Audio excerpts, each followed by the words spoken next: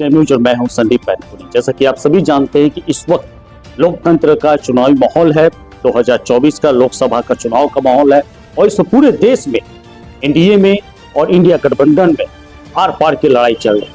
ऐसे में इस वक्त मैं इंडो नेपाल बॉर्डर रक्सौल में एक प्रसिद्ध व्यवसायी व समाज सेवी भरत जी के पास मैं मौजूद हूँ।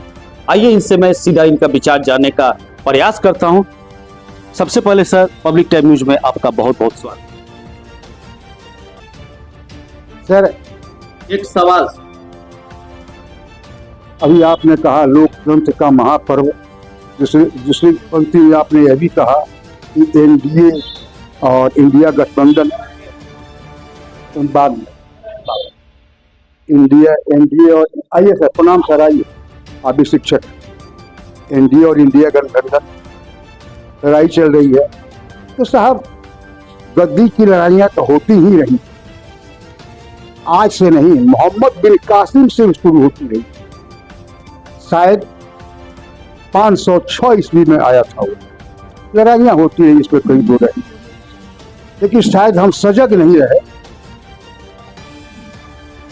इसलिए हम वो लड़ाइयाँ हारते रहे। अब रही बात वर्तमान की, मेरा सवाल ये है सर कि वर्तमान में अभी लोकसभा का 2024 का चुनाव चल रहा है सर। ऐसे में चूंकि आप बहुत देवब्रीद हैं और बहुत से सावन भादों को देख चुके हैं, बहुत सी प्रकार का हलचल जो है चुनावी बेला को आप लोग देख चुके हैं, है ना, तो सब कुछ बदलते हुए भी आपने माहौल को भी देखा है। तो इस वक्त जो माहौल जो चल रहा है, इस पर आपका क्या विचार है? यार अपने विचारों को बताइए। लोकतंत्र के इस महापर्व पर मैं चंद पंक्तियां दे रहा हूँ आपको। बिल्कुल। सबसे बड़ी बात है कि लोकतंत्र कब, जबकि हम स्वतंत्र हुए, तब लोकतंत्र की बात हम तब करें जबकि पहले स्वतंत्र होना पड़ेगा। हम परतंत्र होकर के लोकतंत्र की बात नहीं कर सकते, जहां तक मेरी समझ है। वैसे तो आप सभी समझदार लोग हैं। मैं कह रहा हूं कि मैं कबीर का वंशज हूं, सच कहना अपनी आदत है, खिले फूल हर डाली पर यही जनतंत्र का मानक है। सदियों के पश्चात मिला है अवसर इसे सजाने का, सदियों के पश्चात मिला है अवसर इसे सजाने का, चंदन सा गमकाने का, चंदन सा गम, निज स्वार्थ को छोड़ चंदन सा गमकाने का। तो क्या करना पड़ेगा इसके लिए? तो भूल रहा है सर, कोई बात नहीं है। लोकतंत्र के महापर्व पे इन्होंने अपना विचार व्यक्त किया। और भी सर इस पे कुछ आप बोलना चाहते हैं सर?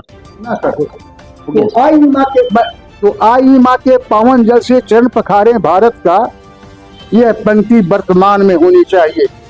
और यह पंक्ति मैं पूरे भारत वर्ष को दे रहा हूँ कि सदियों, तो आई माँ के पावन जल से चरण पखारे भारत का, पर पहले इसके हम मिलकर चिता जलाएं स्वार्थ का, पर पहले इसके हम मिलकर चिता जलाएं स्वार्थ का। साहब, राष्ट्र का निर्माण तो तभी होता है।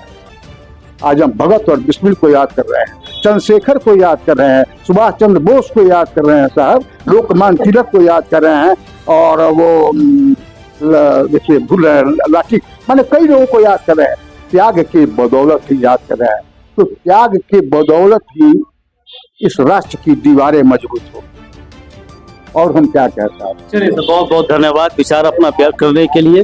चलिए, तो ये था इनका विचार इंडो नेपाल बॉर्डर से। आगे की खबरों के लिए, चूंकि लोकसभा चुनाव का माहौल चल रहा है, चूंकि चुनावी बेला है और काटी की टक्कर चल रही है, मैं संदीप पैनथोरी इंडो नेपाल बॉर्डर से, कैमरामैन संजू करकेटा के साथ, पब्लिक टाइम न्यूज। जय हिंद।